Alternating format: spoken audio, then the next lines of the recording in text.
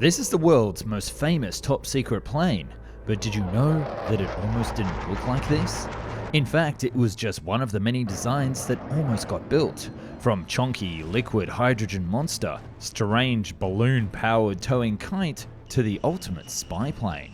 But its evolution wouldn't stop there, taking on more aggressive roles like a hypersonic bomber defense craft, a tactical nuke launcher, and carrying a spacecraft on its back.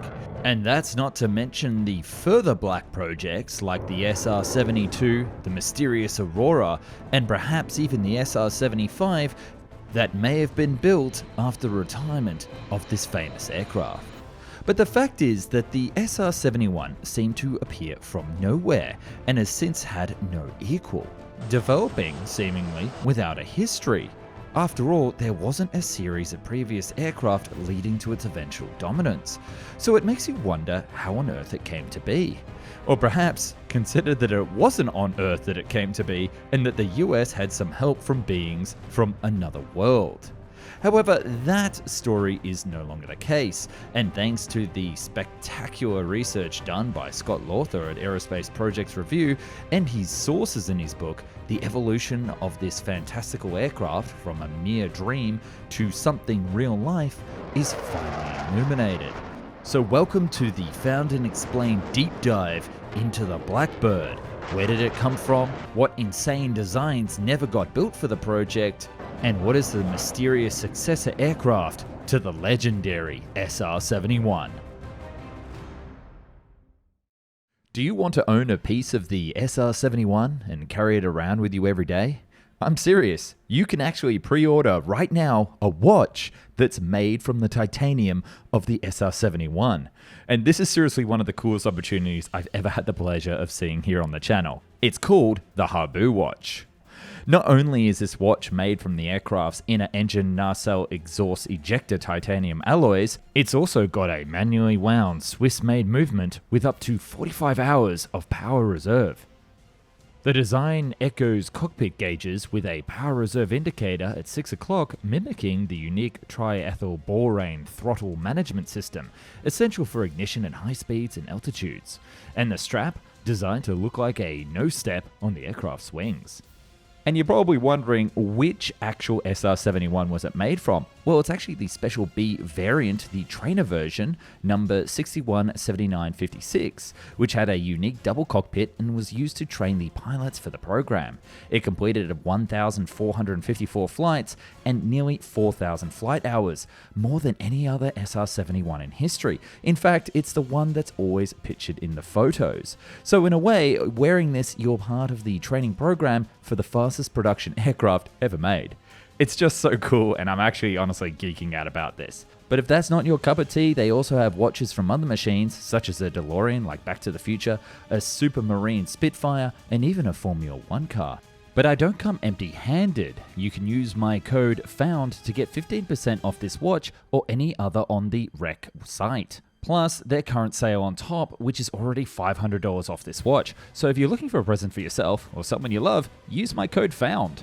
Act fast though, because it's a super limited edition, and once it's gone, it's actually gone, because they're not making any more SR-71s, and you can't make any more watches from nothing.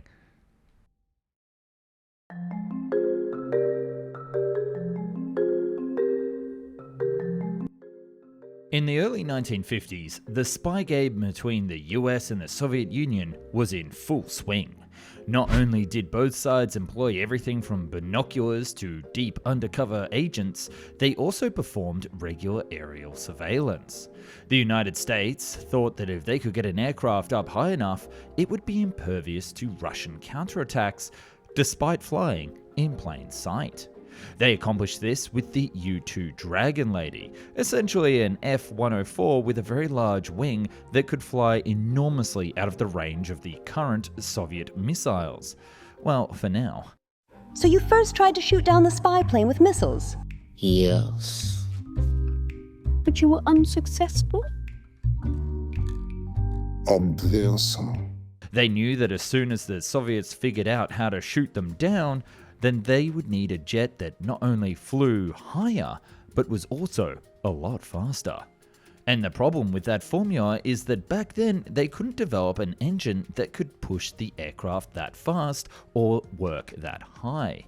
But you know what did fly fast and high up in the 1950s? Rockets. 5, 4, 3, 2, 1, 0. That's right, liquid hydrogen rockets were smashing records left and right, and might even put a man on the moon one day. So the engineers at that time wondered if they could develop some sort of rocket spy plane. Liquid hydrogen, when burned with oxygen, can produce multitudes more thrust than normal jet fuel, such as gasoline, kerosene, or any other hydrocarbons that the military were currently using. But liquid hydrogen has two major problems. The first is that it has to be cooled to a staggering negative 253 degrees to remain liquid. Yikes. And the second is that the actual volume of the material required to produce the same thrust is significantly more, thanks to 7% of the liquid hydrogen being water. So this would mean that these new aircraft would have to be comically huge and have large rocket-looking fuel tanks. In fact, the initial designs would use the same tanks as the Atlas ICBM. And who better to come up with this first design than the predecessor of NASA, the National Advisory Committee for Aeronautics, or NACA. Let's break down their idea for this high-speed, high-altitude spy aircraft. It would be hydrogen-fueled, of course, with a long body, 4 turbojet engines, and a single crew compartment. It was designed to fly at an altitude of 80,000 feet at Mach 2.5, using the burning fuel to not only get up to its top speed, but then as the aircraft emptied the fuel, the airframe would become lighter and rise to a higher altitude, perfect for spying. The engines would be created by a company called Garrett Corporation, who had been hard at work on their new liquid hydrogen turbojet engines, and would bring all the advantages of jet engine design without the rocket engine flaws. It's at this stage of the story that our hero, Lockheed, was called in. Those damn Soviets are trying to put nukes in Cuba. Quick, we gotta break the sound barrier tunnel. Garrett Corporation. The Air Force, who were interested in the spy plane design from the NACA, decided that the engine builders shouldn't also build the actual aircraft and wanted to split up the program. Thus, the Garrett Corporation invited their friends Lockheed to come in and build the airframe for their aircraft concept to ensure that they still had some control and maintained that engine contract. And boy, did they bring some pretty wacky ideas to the table.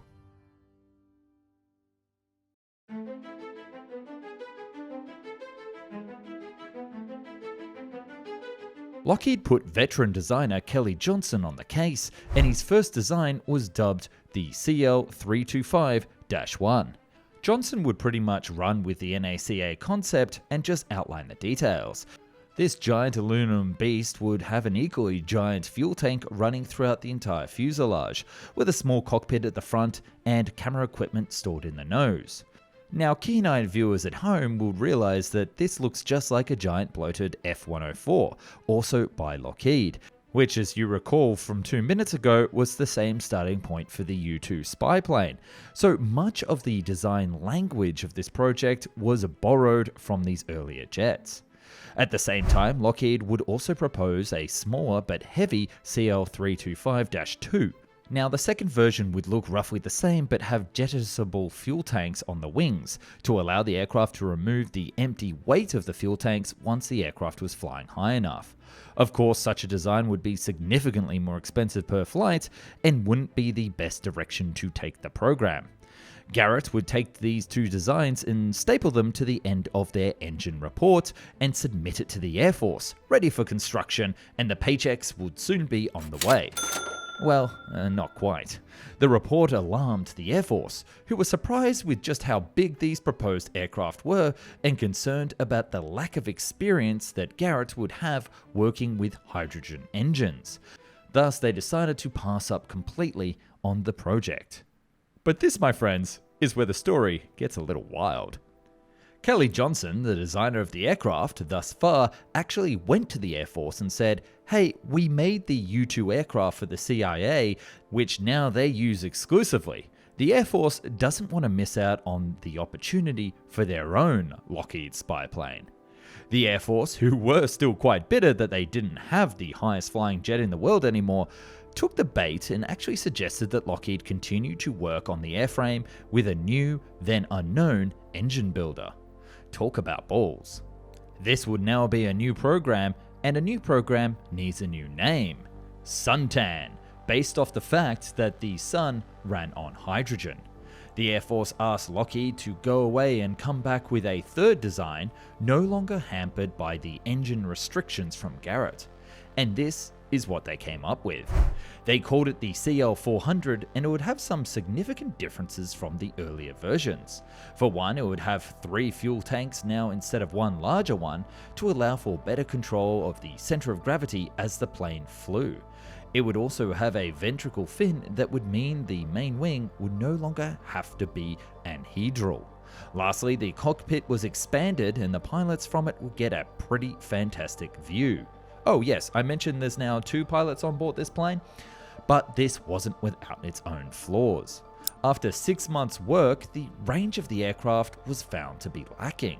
It would have to be refueled between flying from mainland USA to Soviet airspace. And this would mean either in-air refueling, which in the late 1950s was still in its infancy, or ground-based refueling at an Allied airbase, probably in a country outside of America. But hey, I forgot to remind you guys, this was all hydrogen fuel. This meant that they would need infrastructure for hydrogen, either in air refueling or ground refueling, which would be a significant outlay for a single spy aircraft. Essentially, flying the actual plane didn't make any economical sense. So Lockheed was asked to go back to the drawing board and in a frantic attempt to solve the range problems of this aircraft, rapidly evolved the concept.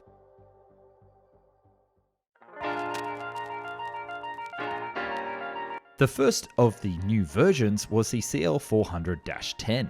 This aircraft, the main hydrogen tanks were now done away with and the wings were turned into fuel tanks.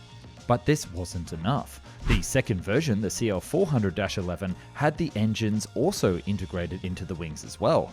Now working with Pratt & Whitney, Lockheed would place the 2 engines within the wing fuselage instead of being on the wingtips.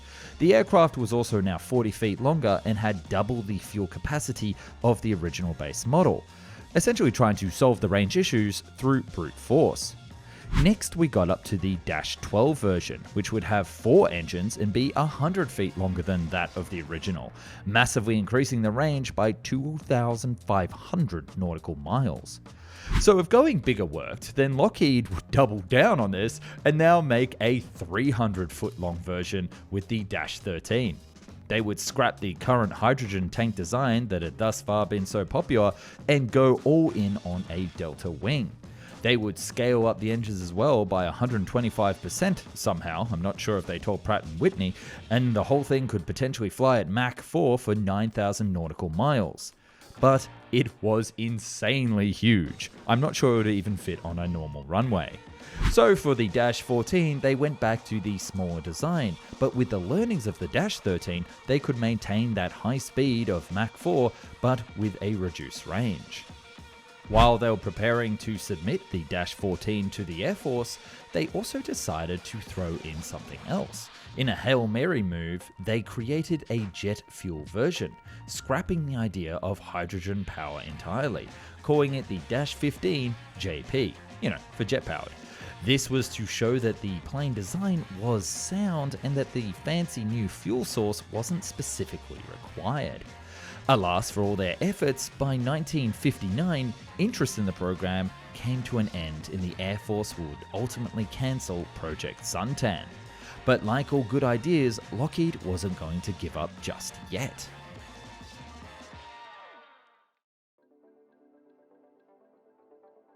So at this point of the story, it would be important to mention that there were other attempts at building this super aircraft.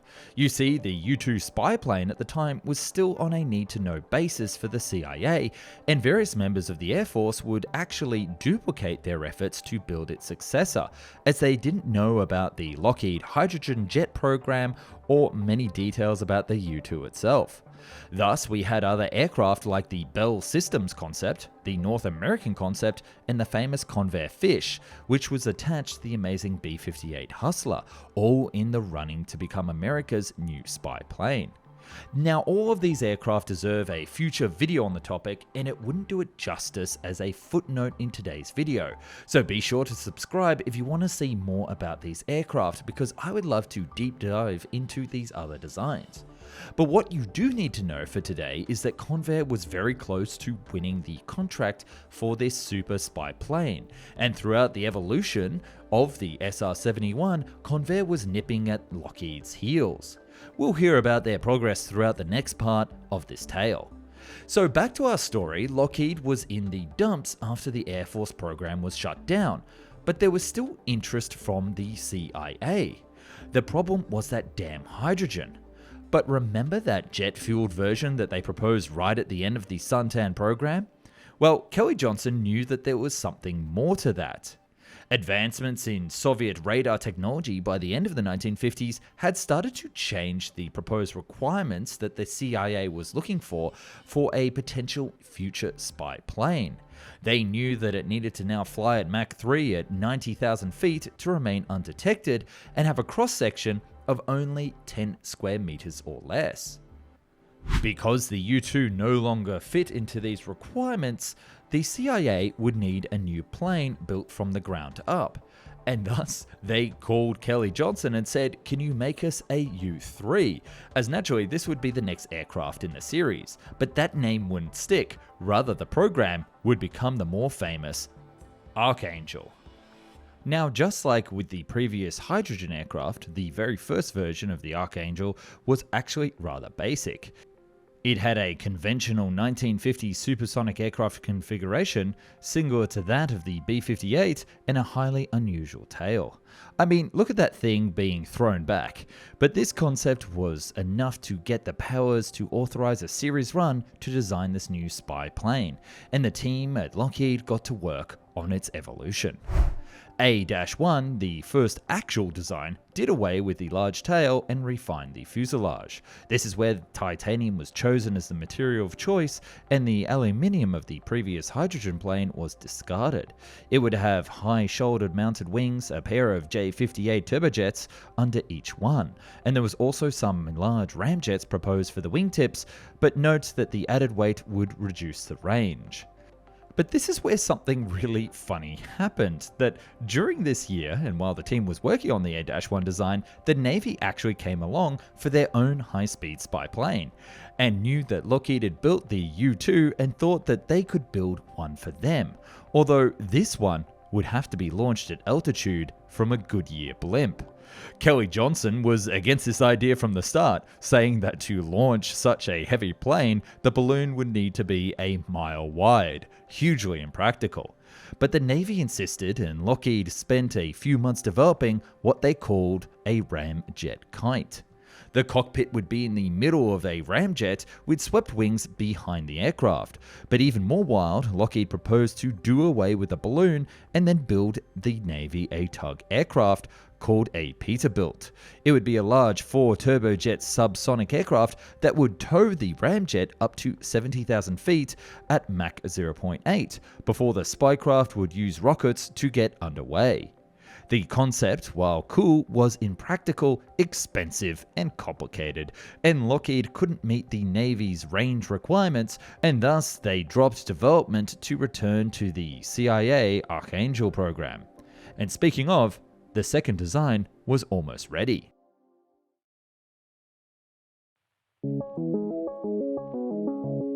Archangel 2, or A-2, would increase the wing area to improve range and altitude performance, and the engines were now moved out of the fuselage to solve the problem of turbulent airflow. However, having both ramjets and the engines on the outside, as well as plenty of sharp right angles, it made it practically unstealthy, so Lockheed would need to drastically improve the radar cross-section with the next design. Called A-3, the idea was to make the plane as small as possible. Remember that 10 meters limit that the CIA had asked for? Well, these concepts would have to be tiny, which would get their own cute sub-series nickname, Cherub, which Lockheed would make 4. The first, Cherub 1, was a stubby tailless Delta concept with turbojets integrated into the fuselage, with the ramjets having flattened wingtip pods. The elliptical shape was an attempt at reducing the radar cross-section, alas the vertical stabilizer was a big radar reflector. Cherub 2 would have smaller, sharper swept wings, and have circular inlets instead of flattened pods. This was proposed to improve airflow and reduce the wing's weight, increasing the range.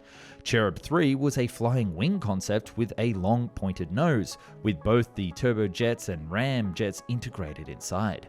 According to Scott Lawther, the author of the excellent book that this video is based on, the concept would use high temperature fiberglass throughout instead of titanium, making it quite cheaper. Cherub 4 would combine many of the concepts and would be submitted to the Department of Defense as a proposal. It would be pretty wild, with a claustrophobic cockpit filled with nitrogen air. The pilot would have to wear a Navy diving suit for pressurization and have no ejecting seat. Yes, that's right, the pilot would not be able to eject from this concept.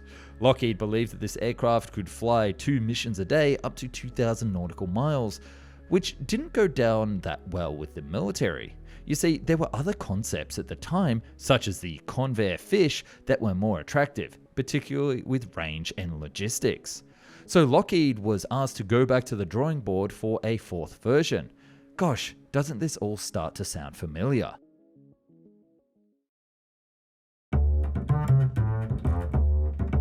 This next stage of the evolution has some fascinating aircraft, and while I'd love to sit down and slowly go through each design detail, I wouldn't be able to do it justice. So strap in and prepare for rapid mode.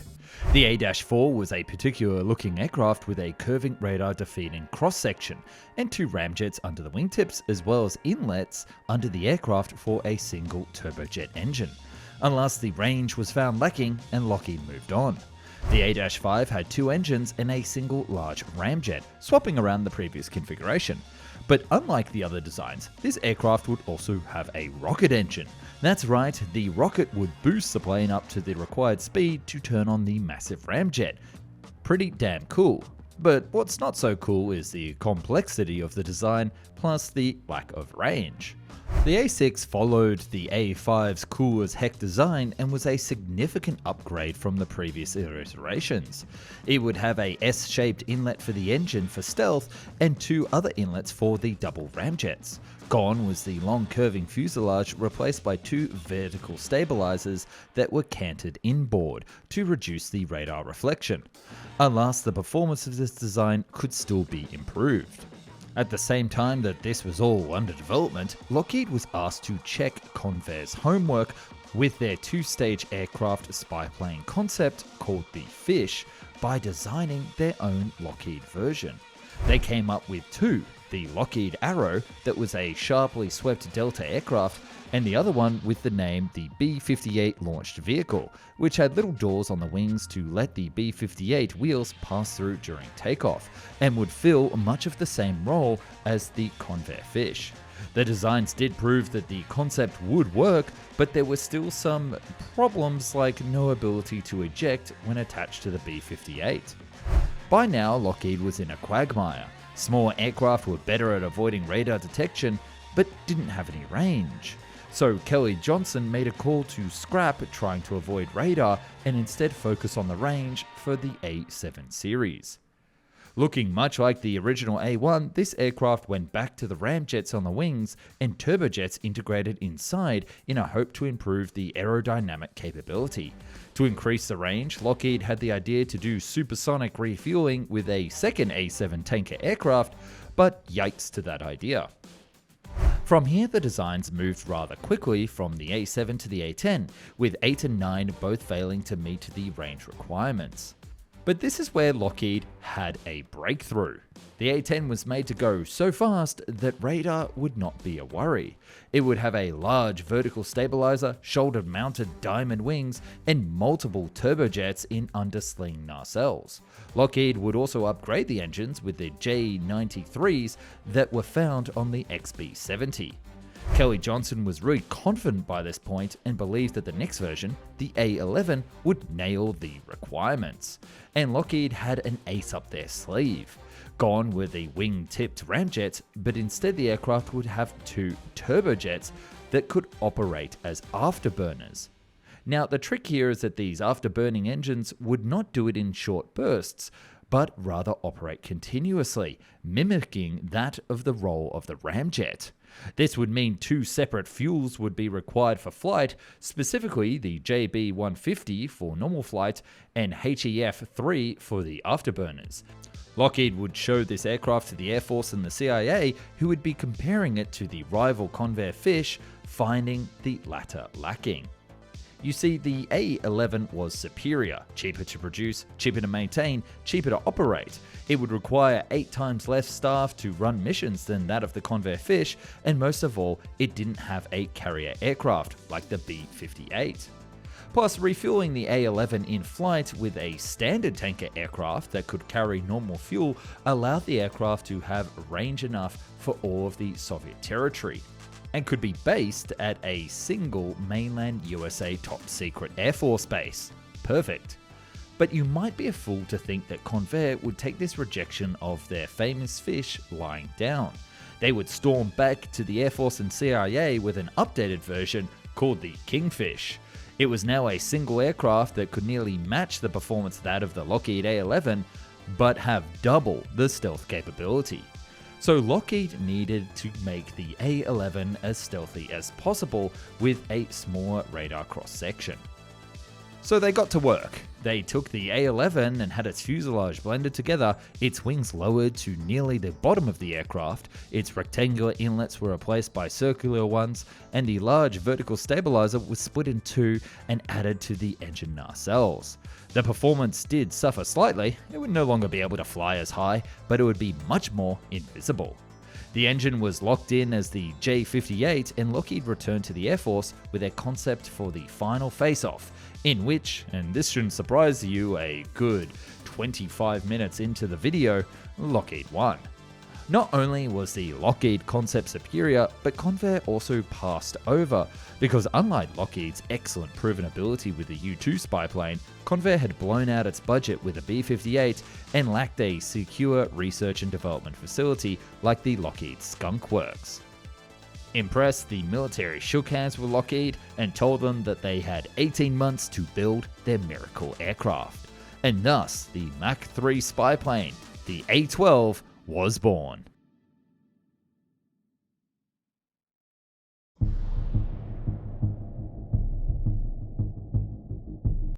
After the initial design was approved, the final version that we know as the A-12 today went through many more changes. One of the initial proposals, which included chines, also included canards to provide stability in flight, as well as changes to the design of the vertical stabilizers, where the trailing engines were now swept forward, the rudder removed, making it an all-moving vertical stabilizer that we saw down the line even with the YF-23 Black Widow. The final design, however, saw engineers dropping the canards and keeping these new vertical stabilizers. But the event in May of 1960 placed an exclamation mark on the A-12 development. In 1957, the Soviets introduced a new AA system in service under the name S-75 Dvina.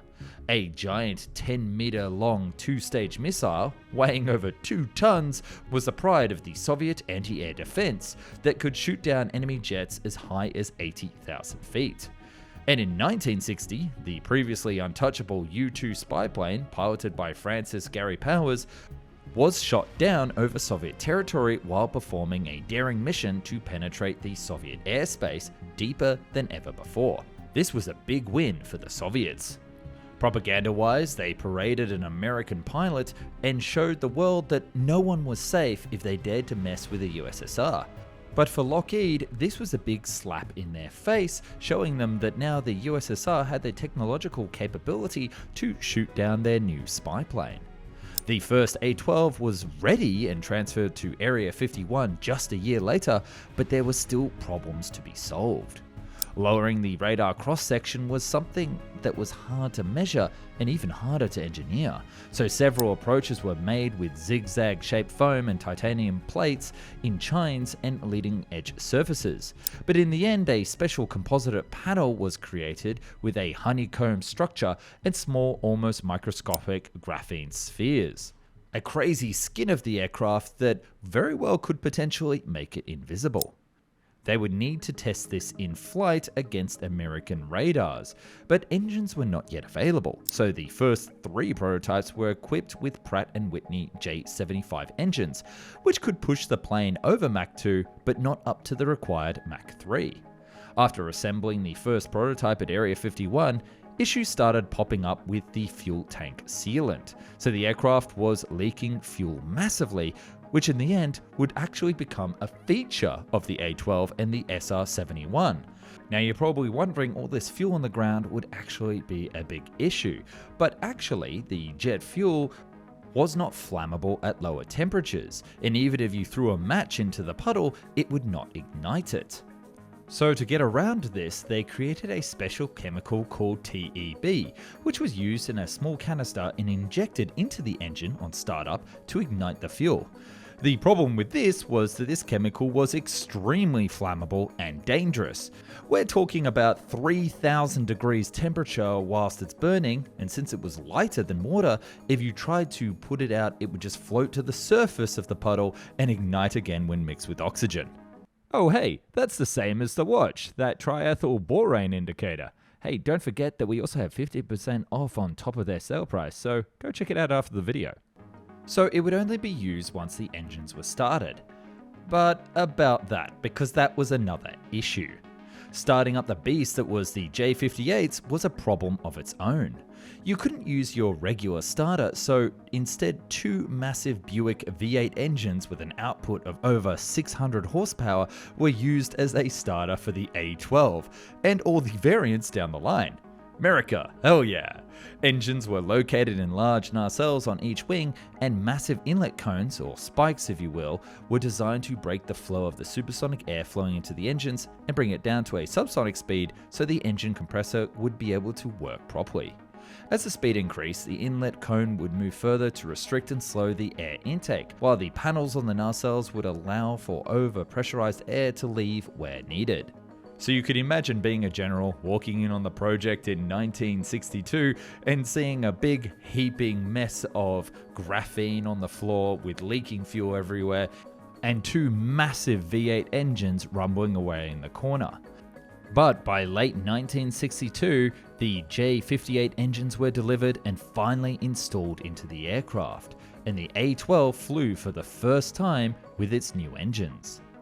Dialing in the design from here, the A-12 would break the Mach 2 barrier, and in July of the same year, Mach 3 was attained. As flight testing continued, they were able to get it up to a cruising speed of Mach 3.2 for an hour and 15 minutes, completing all of the basic program requirements by 1965. But the A-12 was more than just raw power, it was also about reconnaissance and electronics.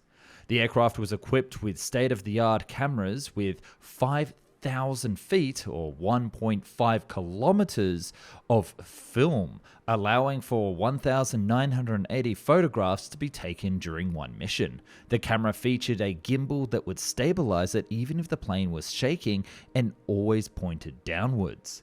Even though the A-12 was flying high and extremely fast, the CIA wanted to play on the safeguard, so a whole suite of countermeasures was installed under the code name Supermarket. The Walmart on the A-12 included radar warning receivers and jammers working against in both targeting and detection radar frequencies. So with the plane mostly ready by the 1960s, it was time for its first combat mission, and that finally occurred in May of 1967. An A-12 flew from Kadena Air Base in Japan over North Vietnam at an altitude of 80,000 feet and cruising at Mach 3.1, taking pictures of enemy SAM sites and radars. In December of the same year, during one of the other missions, a total of 6 missile launches were detected, but it seems only one small segment of one of the missiles managed to nick the lower wing root. The aircraft was seemingly invulnerable. In total, 27 recon missions were performed, with the Air Force very impressed with this design. It was time for the next version. As the XF-108 program was being abandoned, the wish and need for a Mach 3 interceptor was growing stronger again. The A-12 was the most prospective program of the era and would be the sound solution to this problem, with some major tweaks of course. As early as 1961, concepts appeared calling for a new concept, AF-12. In 1962, this program started rolling rapidly and the designation was changed to the YF-12 program, with work on 3 prototypes being finished just a year later. The YF-12 was a combat aircraft that required obviously 2 things, a radar and missiles. The nose section of the A-12 was heavily modified to house an AN/APG-18 radar previously developed for the Rapier, giving the YF-12 a rounded nose cone. Forward chines were also cut short and one infrared search and track sensor was housed on each side. Unlike the A-12, the YF-12 had a crew of 2, a pilot and weapon systems officer. The aft fuselage would mostly remain the same except for a large ventricle fin in the middle of the lower fuselage. All of the spy equipment was removed to make room for weapons and electronics, with 3 weapon bays with missiles and 1 compartment housing weapons control systems. And let's talk about these weapons. The YF-12 was to be equipped with GAR-9 long-range missiles, again developed for the XF-108, and better known as the AIM-47. Just as the prototype was performing its flight tests, President Lyndon Johnson commented on its displays to the public. The United States has successfully developed an advanced experimental jet aircraft, the A-11, which has been tested in sustained flight at more than 2,000 miles an hour and at altitudes in excess of 70,000 feet. But this was not a case of ignorance, but rather a well-thought-up scheme by Kelly Johnson and the CIA to divert Soviet attention from the main A-12 reconnaissance project, because they suspected that the KGB had breached the Skunk Works. As I mentioned 15 minutes ago, the A-11 was a previous thrown-away concept, and the Soviets, thinking that this was only an interceptor, the true purpose of the program would stay well hidden. The YF-12 was tested then along with a new radar and missiles and managed to shoot down an aerial target dummy whilst flying it over Mach 3, but it never entered serial production of 2 main reasons. The Vietnam War was putting a strain on resources, and Mach 3 interceptors became obsolete by the late 1960s because of nuclear ICBMs, that were the new kid in the block, and bombers carrying nuclear bombs were now a thing of the past. Lockheed still thought there was merit to the idea, so they proposed changing the YF-12 program to the FB-12, standing for Mach 3 Fighter Bomber. This would have a chinned nose again and a mix of air-to-ground and air-to-air weaponry. This aircraft would have a loadout of 4 AGM-69 SRAMs armed with nuclear warheads, or a combination of AIM-7s and AGMs.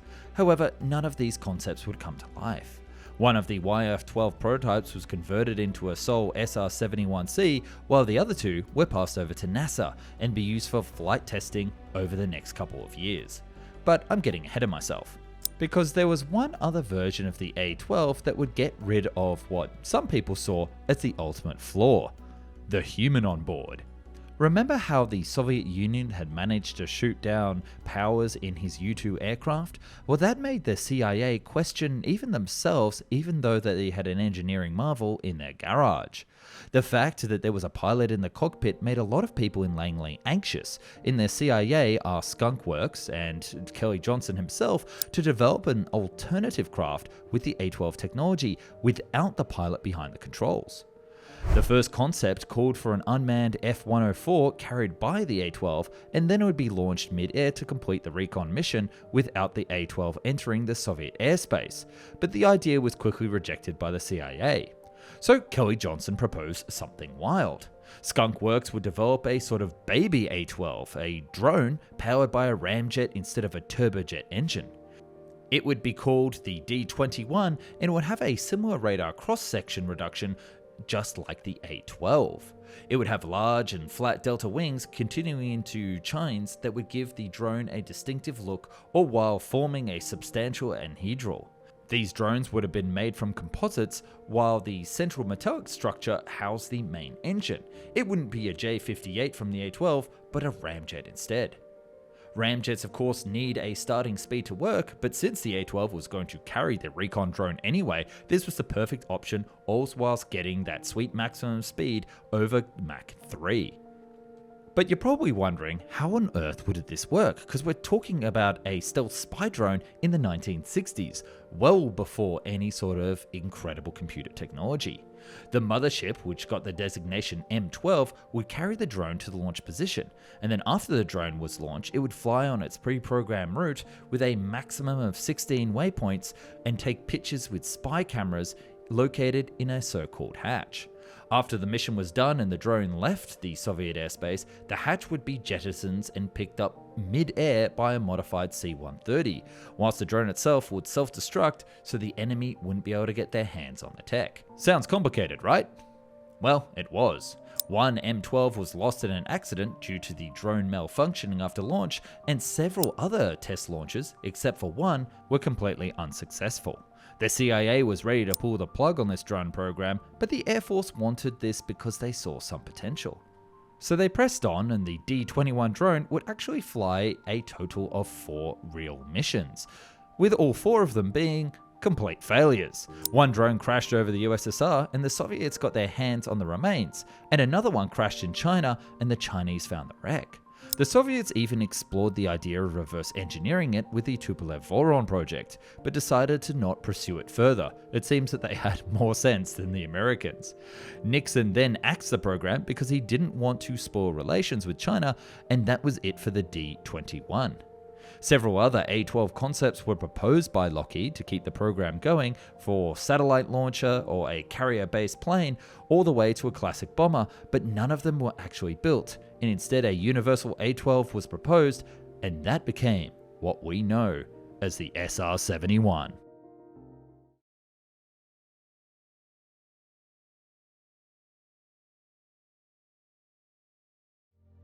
Back in 1962, Kelly Johnson from Lockheed had a vision for the future of the A-12 program, and that was money.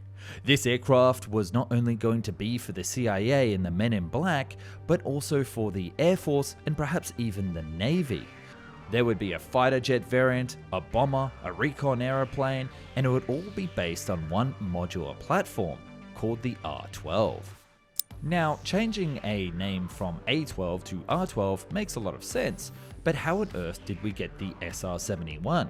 Well, you can see the XB-70 program fell apart around about this time, and there was supposed to be a proposed variant of it that would be a reconnaissance strike version called the RS-70. Because that wasn't moving forward anymore, Lockheed would propose its new R-12 version would take the role of that and called it the RS-71. And now this next part is pretty much speculations, but apparently in 1964, the Republican candidate in the upcoming election called out President Lyndon Johnson, saying that how weak the US is and that it was falling behind the USSR when it came to future weapons development. Johnson decided that he wanted to flex, so as we mentioned before, he revealed to the public the existence of the A-11, but when pressed, also said there was a new version on the way called the SR-71. He misspelled the designation of this new aircraft, and apparently everybody just went along with it. This may have been because General Curtis LeMay, the Chief of Staff of the US Air Force, preferred the new SR designation, meaning Strategic Reconnaissance, instead of the old Reconnaissance Strike. So the other story is that he lobbied the President Johnson before the speech to name the new plane the SR-71 instead of the RS-71, even though that's what he said in his speech. This version sounds much more plausible, but hey, you can trust either one of these because both are cool stories. So what was the catch with the SR-71 and how did it actually differ from the A-12? Well, first of all, the size of the fuselage was increased slightly with a distinctive tail boom, and this made much more room for fuel. Instead of a so-called Q-bay, the compartment that housed the camera, room was made for another pilot, who could either be a weapons system officer or a reconnaissance system officer. Instead of one, the new plane would have two main cameras for spy missions and another smaller resolution camera capturing the path of the aircraft to prevent any political issues and counter accusations of entering a country's airspace. The SR-71 would also be carrying new side and forward-looking radars with synthetic aperture for terrain mapping, as well as a new DEF-A threat detection system. For navigation, the SR-71 would also use a new astro-inertial system. Remember, this was a time before satellites and GPS, so a sensor would be scanning the sky and finding stars and constellations for navigation. And with a very accurate chronometer, it would be able to determine the position of the aircraft within a circle of roughly 100 meters. And since the SR-71 was flying at 80,000 feet, the sky would always be clear and dark, with stars that were well visible in either day or night time.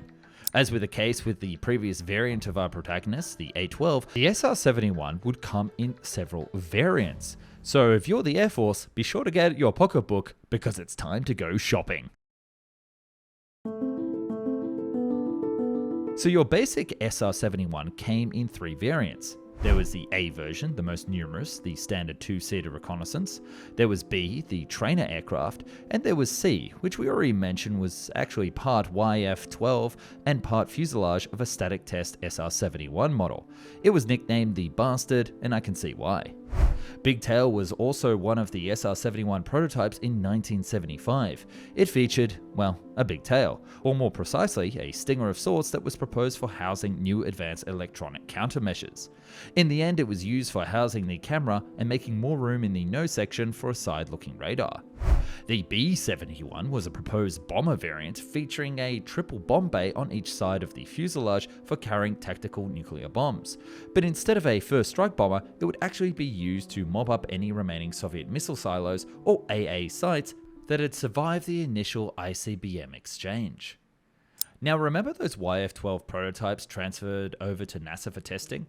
Well, one of them was lost in an accident, and NASA got a replacement SR-71 instead and called it the YF-12C. This plane tested the idea of carrying and launching missiles like the AIM-7 or AIM-9 on pylons at high supersonic speeds. But then NASA decided to make it even more interesting. Since one of the main NASA projects at the time was the Space Shuttle, and the SR-71 was in sort of the same shape as the shuttle, NASA thought that they could get useful data from high altitude speed tests. They went further by attaching a 1/10th scale model of the shuttle on the YF-12 fuselage, and it was even tested an early design scale model of the new B-1 bomber. By this point in time, Lockheed was hungry again for more sales, and they proposed the SR-71BX, which was another bomber variant that would have 4 AGM-69 SRAM tactical nukes on board, and pretty much a very similar concept to the FB-12 that we already mentioned before. And since it seems like Lockheed wants to keep bringing back previous aircraft, they also re-proposed an interceptor version. It would be called the SR-71 and it would feature an AN/APG-65 radar from an FA-18 Hornet and 4 newly developed AIM-120 AMRAAM missiles. It could penetrate Soviet airspace and perform an interception of a Soviet bomber before they even knew what hit them. Lockheed proposed modifying 7 airframes for this purpose, but the plan was never put into action. But it does make me laugh because imagine a MiG-31 intercepting a Mach 3 SR-71 aircraft, which is also intercepting at Mach 3, and then a surprise when you get a radar lock from the SR-71. Damn, America. There was also a variant that would be used as a test bed for a hypersonic aircraft, but let's talk about the deployment and the actual service history of the SR-71A. The SR-71 entered service in 1964 and flew missions until retirement in 1989. Hey, that's when I was born. Then it was brought back from retirement, but you know how sequels after retirement always get bad? Well, it was the same story with the Blackbird. Politics and money went into play, and in the end, it was officially retired in 1998, with NASA retiring the final 2 airworthy airframes by 1999. By the end of the 80s, satellites had become the main spy tool, and the introduction of the new Soviet interceptor, the MiG-31, flights deep into the Soviet territory stopped. In total, the SR-71 family flew 3,551 missions, and during its career, around 800 missiles were shot at Blackbirds with not a single loss. Several planes crashed due to malfunctions, but only one crew member, Jim Zweyer, was killed in an accident, with all the others ejecting safely. The Blackbird was insanely complicated to operate and fly, and would require extensive work on the ground to even prepare for the plane to take off. Rob Vermland, Lockheed's Advanced Programs Manager, explained this beautifully in an interview. "If we had one sitting in the hangar here and the crew chief told us that it was a mission planned right now, then 19 hours later, it would be safe to take off." But the SR-71 proved to be an invaluable piece of machinery and a spy plane with a clean record.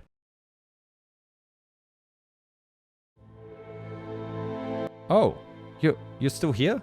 The story of the SR-71 is over. Oh, you want to know what happened next? Well, this is where we enter the real vague period of time, and forgive me, this is where we also drop the highly accurate book written by my excellent friend Scott Lawther at Aerospace Projects Review, and put on tinfoil instead. The actual government answer is that spy satellites took over for the SR-71 for the next few decades, with Lockheed agreeing to build this new spy plane as the last generation replacement for the U-2 before space tools would be used, outside of extreme situations where the U-2 wouldn't be capable, the latter of which that is still used today. However, more fringe people have said that the US Air Force went on to develop an aircraft called the Aurora. Flying at beyond Mach 6 at 135,000 feet, this black triangle of a spy plane would use a new type of engine. They called it a pulse wave detonation engine, and it leaves a very unique contrail that you might have seen. By exploding fuel behind the aircraft, the jet can ride forwards like a surfer, reaching impressive speeds. Apparently, this aircraft went through a few variants, with one called the SR-75 that would have a mothership carrier that would carry the Aurora on top of itself, followed by a version that could also operate as a single-stage suborbital aircraft. Yes, going up to space essentially. Reports of sightings were seen up to around the 90s, where allegedly the Air Force wrapped up testing and decided to move onwards to the next aircraft, the SR-72. Now, what we know is this program is a real thing. It's also known as the Son of the Blackbird, or in the latest Top Gun Maverick film, the Dark Star. Traveling over our heads around a hypersonic speed of Mach 7, it is the future of spy plane technology. It can cross the hemisphere in 1 hour, enter any country unnoticed, and be out before the jets can even get into the sky. And because it's now a drone aircraft without a pilot, it will be able to perform some impressive high-G maneuvers. It may also carry hypersonic missiles that will allow it to strike deep within enemy territory before they even know that it's taken off. And the most crazy part is, it may even be flying right now. In 2007, a Lockheed executive said that we've been saying hypersonics are 2 years away for the last 20 years, but all I can say is that the technology is finally mature, meaning that they've had the engine tech for the last 5 to 6 years, and if history of the SR-71 is anything to go by, the successor, the SR-72, is already flying and will only be declassified in 20 years. So let me know down in the comments if you believe this too. So with a new hypersonic drone aircraft on the way, the spirit of the SR-71 Blackbird lives on, and I for one can't wait to look up to the sky one night and double take what I just saw. Thanks for watching. Special thanks to Scott from Aerospace Projects Review, who has helped the channel for many years. And also special thanks to Rec Watches for sponsoring this special video today. Don't forget, using my code you get 15% off this watch or any other on their site, plus their current sale on top, which is already $500 off. So if you're looking for a present for yourself or someone that you love, definitely use my code and grab it before they're all gone, because they're not making any more SR71s and they're not making any more watches.